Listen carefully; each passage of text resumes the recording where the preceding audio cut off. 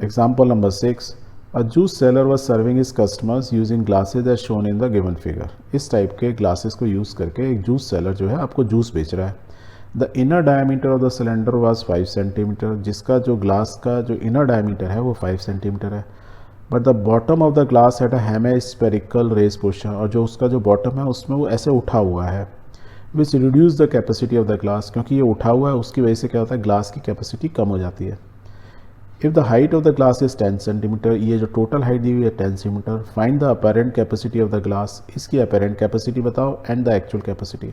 Apparent capacity मतलब क्योंकि ये जूस पिलाने वाला जो ग्लास है वो देखने में तो बहुत बड़ा लग रहा है, 10 सेंटीमीटर काफ़ी बड़ा होता है, बट एक्चुअल में वो जो है उसको उसमें नीचे से उठा हुआ है. दैट मीन्स की जो आभासी, जो हमको आभास फील हो रहा है कि हमारा ग्लास इतना बड़ा है, वो आभास जो है मतलब पूरा सिलेंड्रिकल फॉर्म में ही लग रहा है, इतना बड़ा ग्लास में हम पी रहे हैं.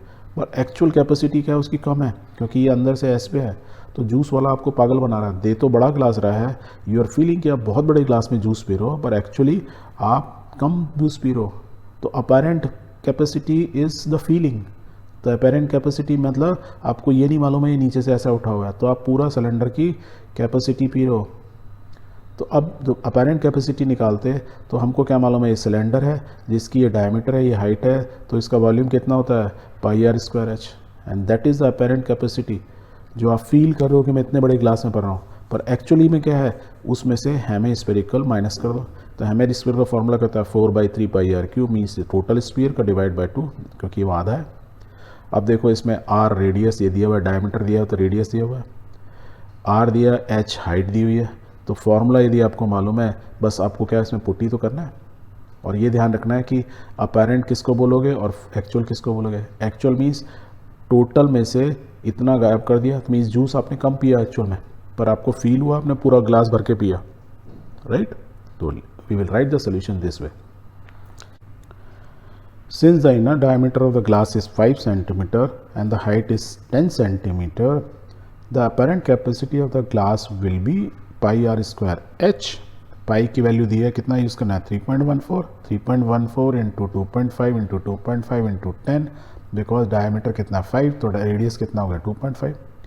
सारी डायमेंशंस सेम है, तो that is why the unit is centimetre cube. इसको सॉल्व कर लो.